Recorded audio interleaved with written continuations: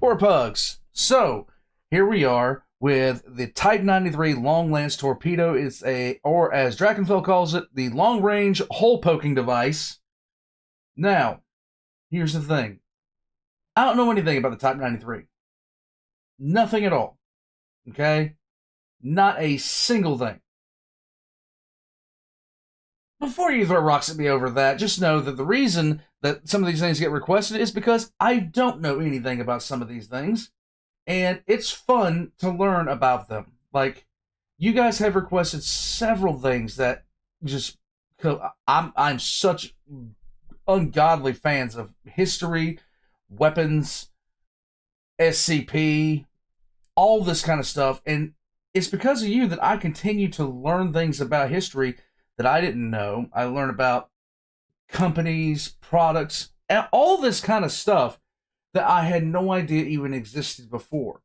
And in particular cases like this, I get to learn in depth about a certain piece of weaponry. Just like with Laser Pig, I get to learn about tanks, which, if you asked me like 3 years ago, what do you know about tanks? Absolutely nothing. Because of you guys, that knowledge is expanding. More pugs? We're going to jump into this. Drachinfel's links are going to be in the description down below. I highly, highly recommend that you check him out. You will not regret this at all. As far as naval historians, he is one of the better ones. He is probably the best one. And that is why we are here. And that is why you guys recommended him. Here we go. Let's get into it.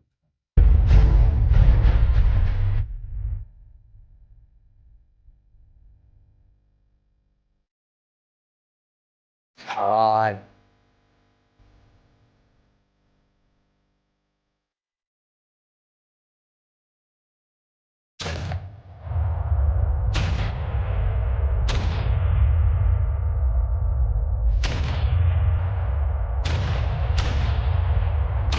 HMS Splendid. I think the last thing that I checked out from Drachinifel was the one that sent my blood pressure spiking to the stratosphere because the amount of times I heard the words Bureau of Ordnance.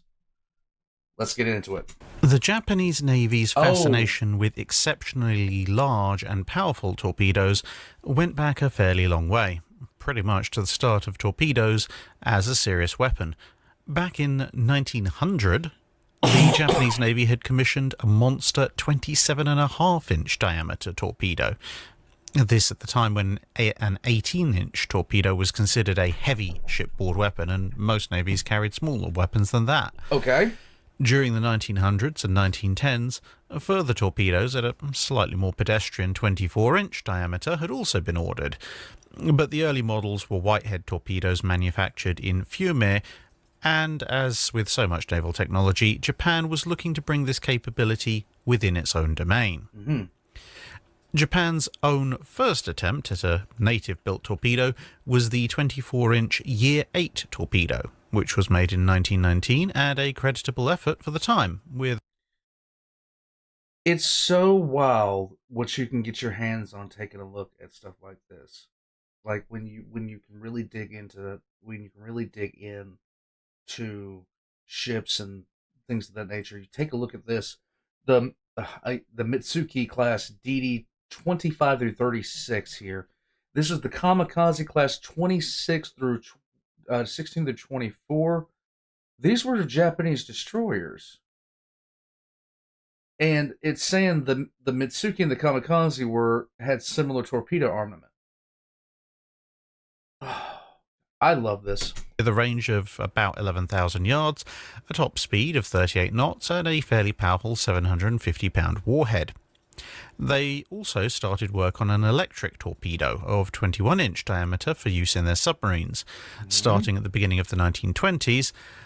The reason for all this innovation was that the effects of torpedoes over the past couple of decades on various ships in a number of conflicts, combined with the knowledge that their main rivals out at sea would almost certainly outnumber them, had driven the Japanese Navy to seek multiple ways to level the playing field, so to speak, and the torpedo seemed to be one of their best hopes. To this end, not only would they press on with torpedo development in general, but they would also conduct the widest range of live-fire torpedo exercises in the interwar period, Okay. expending old warships at a fairly prodigious rate in order to try and determine the best way to attack a ship with torpedoes. The Year 8 weapon was followed towards the end of the 1920s by the Type 90. This had a slightly larger warhead, a somewhat shorter range, but had bumped up its top speed to 46 knots. Now they would move on to the next stage of development. Back in the 1910s, the Japanese Navy had briefly looked at running a torpedo with an oxygen-enriched fuel mixture. The advantages of more oxygen were obvious. Non-electric torpedoes needed to burn fuel to drive their engine, and electric torpedoes simply didn't have the power or the speed to go as far or as fast as the Japanese Navy needed them to. Of course, being underwater, a torpedo has no access to the open air, and so the fuel will only burn as long as oxygen within the torpedo holds out. But what if you make a fuel source that produces its own oxygen? Most torpedoes solve this problem by supplying the engine with compressed air. But this held a couple of problems, as regular air is only 21% oxygen, meaning that 79% of said compressed air is useless and will simply be vented as a hot gas, along with any combustion products from the burning of the fuel.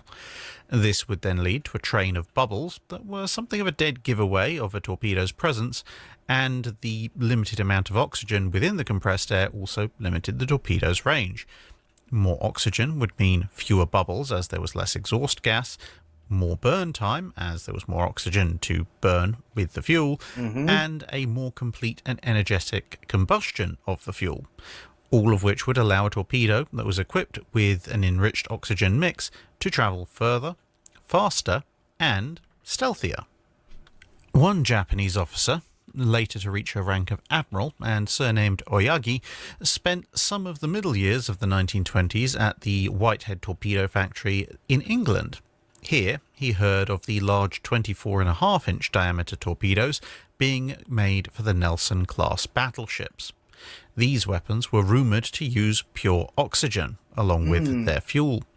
In fact, they used an oxygen-enriched air mix, which gave some of the advantages of a pure oxygen mix without many of the problems and risks associated with producing and storing 100% or near enough pure oxygen. Pure oxygen has a tendency to go boom.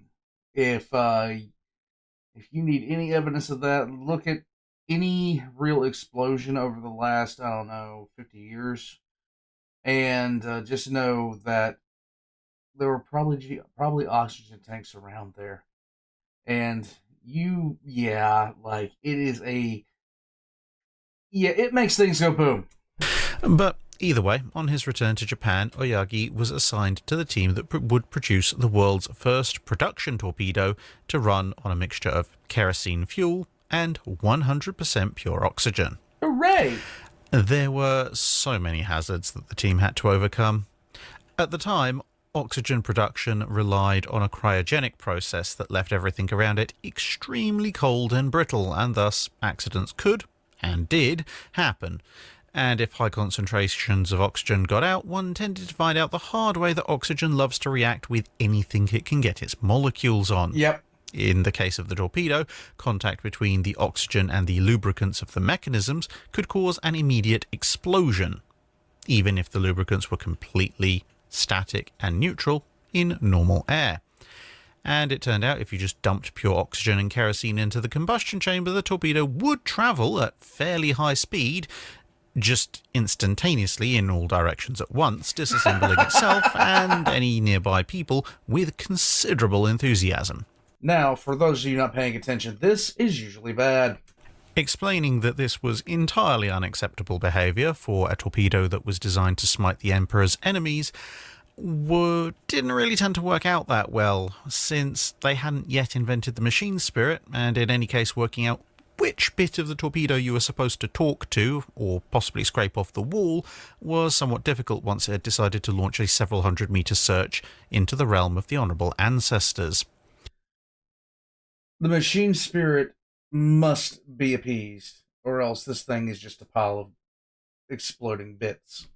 There was also the minor issue of the torpedo thus being something of a safety hazard should it ever be hit or damaged while still aboard the parent ship in combat, assuming that it didn't take it upon itself to detonate for some random reason, like an oxygen leak. Or it's Monday. The fuel mixing with the oxygen problem was at least solved by introducing a small bottle of compressed air. This would start the engine running in a somewhat more conventional manner, and once the reaction and the engine was running smoothly, feed would transition over to the main oxygen tank. After much work, by the year 2593, the torpedo was ready, and it was thus dubbed the Type 93 torpedo. In the Western world, this corresponded to the rather less futuristic-sounding year 1933. Okay. In order to maintain secrecy, even amongst most of the crews aboard the ship that would use it, the oxygen tank was simply named Secondary Air Tank, with the initial starting tank being labelled First Air Tank. Yay! That much at least was true. This combination meant that the engine would purr along at a steady 520 horsepower, or about as much as a high-end sports saloon car or some of the more common full-on sports cars. And this was more than double the power in the British torpedoes of the Nelson class, and still more than 50% greater than that provided by other, much newer weapons that other countries were developing. This would all give the weapon a top speed of 49 knots. This was relatively fast for a torpedo of the period, but not massively faster than some others. But unlike those weapons, which could sustain high speeds in the 40s of knots in short bursts, the Type 93, whilst still being somewhat faster than them, could keep on trucking right out to 22,000 yards. At a more mundane 36 knots, it would run twice as far, with its near 1,100-pound warhead. For the first time in the Dreadnought era, a nation had a torpedo that could legitimately be fired not only beyond the practical range of enemy guns, but also beyond the absolute range limits of practically any battleship gun then in service. That is a monstrous advantage. That is a monstrous advantage when it comes to naval warfare, because if 3 destroyers firing these things off could blanket the entire waterway, and even one of these things hitting could just create catastrophic damage. At least in the slower speed setting. Whilst also being near invisible due to the almost complete absence of exhaust gases. This alone addressed one of the biggest problems of torpedo-armed warships, the need to get inside the enemy's ability to shoot you before you could shoot back. In order to ensure that there was absolutely no chance of accidental oxygen leakage, the air flasks would be made from single steel billets that were fed into a 4,000-ton press, with the front end held in place with a copper band that relied on the internal pressure of the flask to keep the seal tight. The only downside to this was that the 24-inch Type 93 was far too large to be carried in any significant numbers, if at all, in the Japanese Navy's submarine fleet. Thus, a subvariant, the 21-inch diameter Type 95, was designed that used the same fuel system and could hit the same speeds, but at top speed the range was only about 10,000 yards and the warhead merely just under 900 pounds, although this would be increased to over 1,200 pounds mid-war. There was a small design flaw in the submarine version, though. The regular air tank would often leak, likely a product of the changing pressures aboard the sub as it dove and surfaced repeatedly, which meant that the electric Type 92, the final end product of the work that had been started back in the early 1930s, was also brought into production to serve alongside it. Okay. There was also a third variant produced, the even smaller 18-inch diameter Type 97, which was to be used by the midget submarines assigned as part of the Pearl Harbor Attack Force. Like the Type 95, though, the first air flask was prone to leakage, and so the use of this model was rapidly discontinued in favour of a revised model that used the main flask on its own with an oxygen-enriched air mixture instead of pure oxygen. This meant less performance, but it also meant the primer flask could be eliminated entirely, which improved reliability. The importance of the vital characteristics of the Type 93 cannot be overstated when it comes to fulfilling a very specific role within the Japanese Kantai-Kessen battle doctrine. As you will have seen in the video on that particular subject, the Japanese battle doctrine of the time revolved around launching massive torpedo attacks to wear down an enemy fleet before the final engagement. Okay. One of the major problems with this using more conventional torpedoes was that the necessarily limited and potentially outnumbered Japanese destroyer and cruiser force would have to get well within range of the firepower of not just the battleships but also the enemy fleet screen in order to deliver their torpedoes in a manner that might score a decisive blow. And more conventional torpedoes were generally slower, even over these much shortened ranges, which would give even something like a standard type battleship plenty of time to get out of the way. With the Type 93 though, and especially considering that a lot of Japanese battle tactics relied on a night attack, it was entirely possible to launch a long-range torpedo strike with dozens, if not hundreds of torpedoes at a range where, in the era before radar, the enemy might not even see you coming. And so, in theory, the enemy battle line would be sailing merrily along at a reduced speed on a very fixed and predictable course, none the wiser to anything bad going on outside of its limited visual radius, and that goes as far for the escorts as much for the battleships, until suddenly everything started exploding. The relatively long travel time that would be involved, since the torpedo would have to be fired at its slightly slower speed setting, would allow the Japanese cruisers and destroyers to engage one of the other innovations that had been placed upon them along with the Type 93 torpedo, which was the ability to reload their torpedo tubes. Now, granted, any ship technically has the ability to reload its torpedo tubes in this period, albeit that it is a very long, complicated and dangerous process. It's a long, complicated, dangerous process even today, okay? It's not easy to do this. It's not easy, even where our torpedoes are nowhere near this large. So, I have seen subsurface torpedoes meant for surface ships, and the concept of them loading up that thing in the middle of any kind of combat situation is just no. It's a lot of nope. The amount of things that could go wrong with that is just absurd. But the Japanese ships were specifically designed for this, so not only did they have a specific area to carry reload torpedoes, they also had specific systems designed to, relatively speaking, rapidly reload their torpedo tubes. Okay. So, having dispatched your long-range wave of torpedoes and hopefully blown either big chunks in the enemy fleet screen or in the enemy fleet itself, or ideally both, the Japanese ships would be able to close in the middle of the confusion and the chaos, and lob a second wave of torpedoes, presumably at the much higher speed setting, at slightly closer range, in order to finish off damaged and crippled ships and put even more ships in either desperate peril or right on the bottom.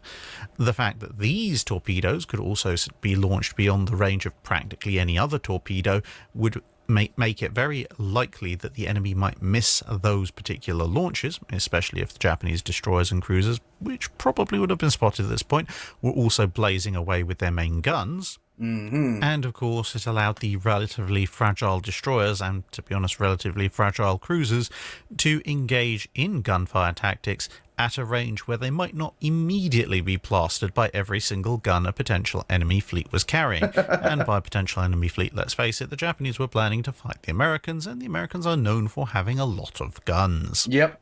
Indeed, without the development of a weapon like the Type 93, a good chunk of Japanese 1930s battle doctrine makes very little sense, because with a more conventional torpedo armament, virtually anyone who was trying to wargame out the scenario would realize that without the absolute pinnacle of good luck on the Japanese side, and probably a significant helping of incompetence in terms of night spotting by the enemy fleet screen, any attack using a more conventional weapon would have to get in past the fleet screen before launch, which in turn would almost certainly mean they were spotted, which would bring them under fire, which would also alert the enemy to the fact they might actually be launching torpedoes, and so any massed torpedo wave attack, whilst it would probably still do damage, would be relatively unlikely to score the kind of crippling damage that Japan needed for its outnumbered battle fleet to take on what was left by sunrise. The sheer size of the Long Lance also, as you might have gathered, allowed it to carry a very large warhead, and this was also quite significant. Not only did the Type 93 itself have a considerable boom to it, but even the Type 95, while smaller, did have a somewhat above average warhead size. Okay. The reason that this was important was that newer ships, of course, were being designed with anti-torpedo defences, but older ships were also generally being refitted with bulges and other anti-torpedo defences, but of course all of these were being rated against the more typical 21-inch torpedoes, and in some cases even 18-inch torpedoes, that everybody else was carrying. And of course, with their smaller warheads, one could test a system and say, yes, this is fine, this battleship will resist this firepower. And indeed it would. It's just a shame that that torpedo wasn't the torpedo your enemy was going to fire at you if your enemy was the Japanese Navy. One of the things that you do see a lot in, especially naval history, is something called banding, or like he says, bulges. And this is quite seriously just massive amounts of armor put underneath the surface line to keep the hull from getting blasted into pieces by torpedoes. Battleships, heavy cruisers had these monstrous assemblages on them that increased their tonnage by an insane amount just from the amount of pure steel they put on it. The Yamato's banding was just... The concept of attempting to sink the Yamato by torpedoes was just laughable, okay? And if a warhead could overwhelm a ship's torpedo defensive system, then a ship could sink in a disturbingly rapid fashion. Yep. The reason a lot of World War II warships, not all, but many, that would either survive a torpedo strike or perhaps take a long time to go down was because their torpedo defense systems either fully or usually partially absorbed a good chunk of the energy of the torpedo's detonation.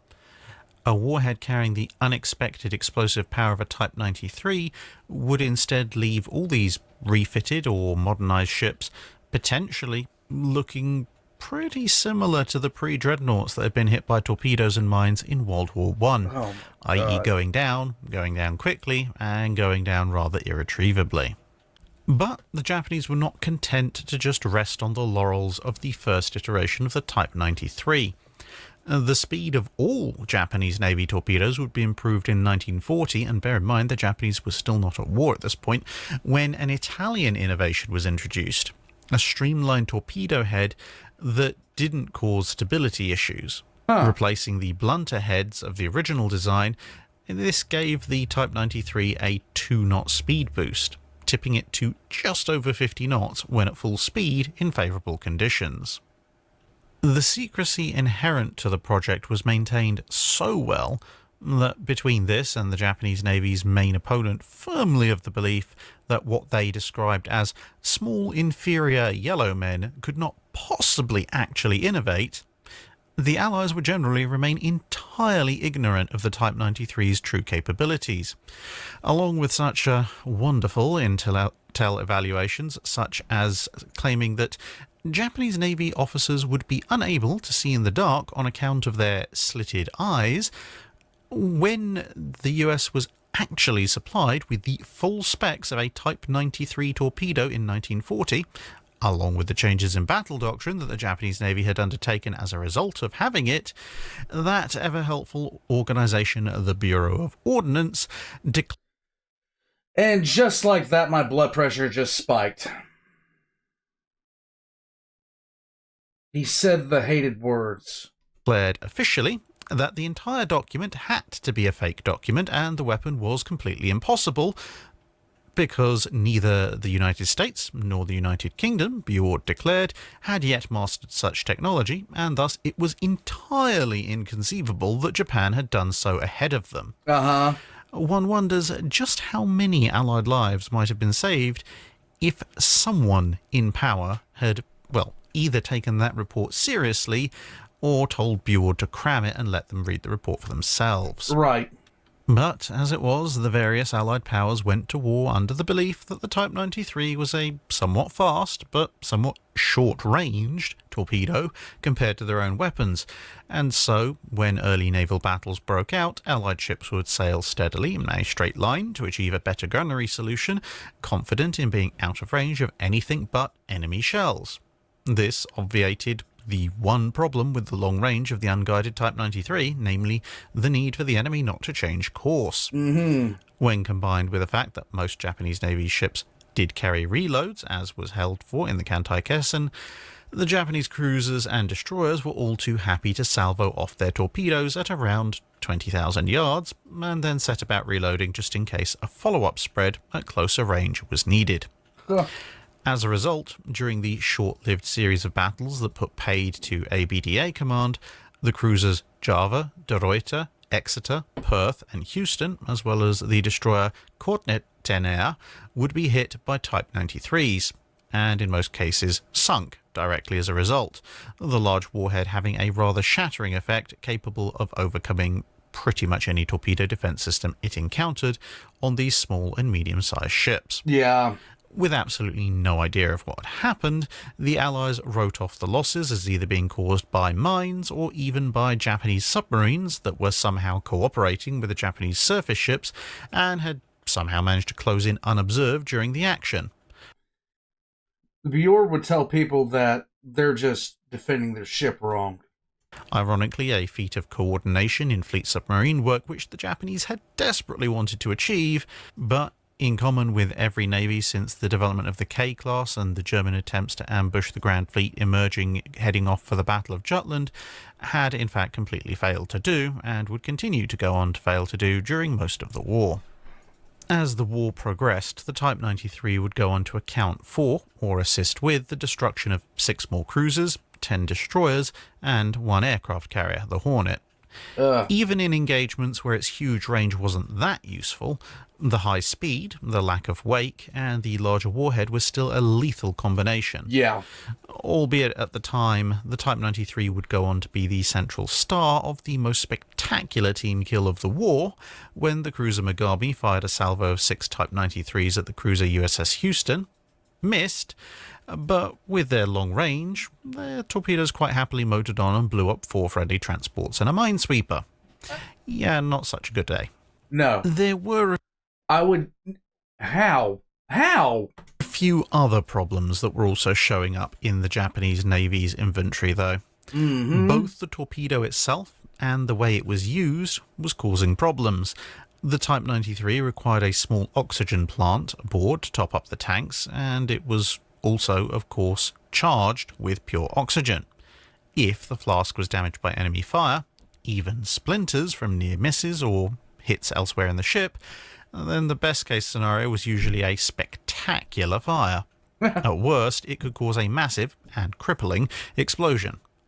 This was, to be fair, mitigated to some degree by many Japanese torpedo launchers being fitted with a splinter-proof housing to make a torpedo turret, but this would not save the launcher from a direct shell hit or bomb impact. The fact that Japanese Navy ships also tended to carry reloads would also mean that there were more torpedoes aboard than most other ships would carry on average, which made such spectacular conflagrations somewhat more likely. Additionally, many launchers would try and make use of the maximum range that the torpedo was capable of, which was all well and good if your enemy stayed obligingly on course, but if they started to maneuver, it could entirely spoil the surprise. These particular torpedoes right here are nightmare fuel. Absolute nightmare fuel. You just don't even want to mess with them. Subsurface torpedoes are absolutely terrifying, but they're really loud. Back then, though, sonar really wasn't that much of a thing. During the aforementioned destruction of the ABDA command fleet, for example, despite those successful and decisive hits, to both sides, as it turned out, thanks Mogami, it took the expenditure of just over 200 torpedoes to achieve 8 hits on enemy targets, plus the 5 hits on friendly ships. Conversely, when launched at more conventional ranges, the stealth and speed tended to result in much higher hit ratios. As with most torpedoes in World War II, the Type 93 would also experience a number of teething troubles in wartime conditions. Whilst it didn't have a magnetic detonator, and thus would avoid many of the issues that plagued American, German and British torpedoes that used this technology early on in the war, it was found that the contact detonator was too sensitive and could be set off by large waves, and indeed ship's wakes, if it was set to run a little bit too shallow. A fact that probably saved USS South Dakota and USS Washington in the night battle of Guadalcanal, at least from damage, if not destruction, as a number of torpedoes that were chasing after them were seen to explode early when encountering the pressure waves radiating from the fast-moving battleships. Whilst this was relatively easily fixed, until it was done, it meant that a number of Allied warships remained intact during engagements when this continued survival would prove highly detrimental to the interests of the Japanese Navy. Another issue was the sheer size and inertia of the weapon. The guidance fins being somewhat too small for the task, meaning that when used at longer ranges, the torpedo tended to wander slightly off course, albeit that at those spectacularly long ranges, that small malfunction probably threw in a bit of randomness to the course that might have fractionally improved the odds of hitting the target, assuming that the target had changed course or speed in any way at all during the time the torpedo was inbound. So basically, this thing's like the Scud missile of the World War II. It's inaccurate, but if it hits you, you're gonna really know it. Later in the war, the Type 93 would have 2 further remodels. In one, the power plant was redesigned to run without the compressed air tank, with a chemical regulator injection preventing explosions on startup. Nice! This in turn allowed for a larger warhead to be fitted, bringing it up to a rather terrifying just over 1,700 pounds of explosive. This Model 3 version was not quite ready for operational deployment before the war's end, which was probably fortunate for everybody involved. Yeah. The other modification was perhaps an even grimmer prospect. This took the nose, and thus the warhead, off of a standard Type 93, enlarged the control surfaces, and then inserted the remaining assembly into a much larger custom front section that had a small cockpit and a truly terrifying 3,400-pound warhead, along with small ballast tanks.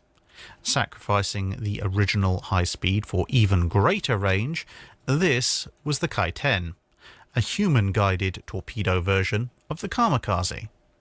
However, due to control issues, as well as having to come near enough to the surface to see where to go, they were not the most successful of weapons, with only 2 confirmed kills and a number of ships damaged, although 4 Kai-10 types were designed. The Type 93 derived unit would be the only one to see operational service. Let me back this up just a smidge. This was a thing. This was an actual thing.